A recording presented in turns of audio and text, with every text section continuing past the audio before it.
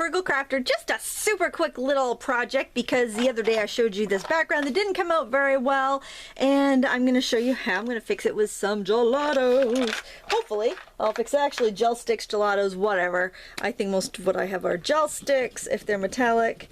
I'm just going to go ahead. This was a panel that I had embossed, and then I had colored with my Kiritake Zig markers, and then I sprayed it. I thought it looked incredible, and then this is an actual gelato, and then when it dried it just looked like yuck, and then I went over it again and I sprayed it and more yuck. So I thought, well, maybe if I use some gelatos I can kind of bring back or get it to look the way I'd hoped, get it to kind of look metallic. So that's what I'm doing here. I'm just coloring right over my raised design, and I think I want to blend it with my finger because I want it to get into the paper, but I don't want to rub it all off like happens with a baby wipe. Like happens with a baby wipe. My vocabulary is not so hot today, folks. And let's see, that's getting there. We're getting there. We'll use a little black. I'm not a big fan of black generally, but sometimes you kind of need it to burst out of the shadows. That's helping a little bit, I think. So I get asked a lot about gelatos, gel sticks. What do you think? I really think gelatos are just gel sticks with a more sophisticated color palette. And the reason I think this is because I've used them both, and I actually talked to a rep over at Faber-Castell and asked for some light fast results, since they said they're acid free and they're more light fast, and they didn't have any. So that really made me suspicious about the actual light fastness of a product if they claim they're light fast but they don't have any results to share with me. So that's just my deal. Use whatever you want. I think they're both fun. But I can't tell the difference. You could give me the exact same colors in both lines and I wouldn't be able to tell one single bit of difference.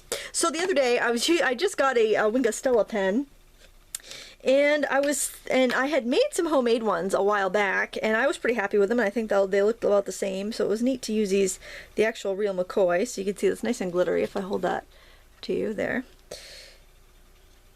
It's fun, definitely fun to use. This is the clear one, and I got it from Hallmark Scrapbook, and it's lovely, and the fine tip is just fantastic. And I'm just going to scribble that out because I think I got some black on it. I'm just going to do a little swatch there. Now, a while back, I had made some, and then I went to kind of compare them live on tape, and they had clogged, and they weren't shaking up. So I stuck a pin down the middle, like I always do, to unclog them, but I hadn't used them in a while, so that's why they were clogged, and I just wanted to do it side by side. There we go.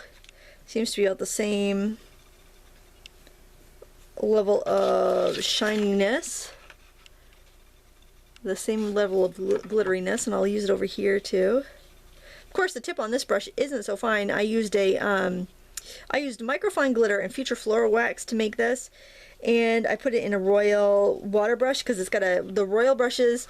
They're not my favorite to use as a water brush, but they're great for this because they have like a wider hole that the glitter can go through. And so, you know, I'm pretty happy with that. And then I've got this other one that I made that's more of like a silver. That doesn't want to go back on there. Give it a good shake. Give it a little squeeze off to the side just to make sure we're flowing. Yeah, and I mean, I'm pretty happy with this. I don't think they use like an acrylic floor wax in their Wingastella pens. I think it's probably more of like a gum Arabic binder. But other than that, you know, I bet you could even use like hairspray and microfine glitter, make something similar. And that's probably what I'll refill my Zig brush with, because I do like the brush that it comes in. So you can see this one doesn't seem as glittery. I don't think as much stuff is coming through. But yeah, there's definitely more of a learning curve on my homemade ones. It seems, what I really think is that the largest brush that they make, that Royal makes, the largest water brush works the best because the more glitter can pass through. And you can see that is the one I just did, and that's the real Zig. Okay, that's my other, you know, one that's dry. That's this one, homemade one, dry. I think it looks identical, But then again, you do have a little bit of a learning curve. What I would do is I'd buy one of these, see how it works, and then refill it yourself with your own homemade solution.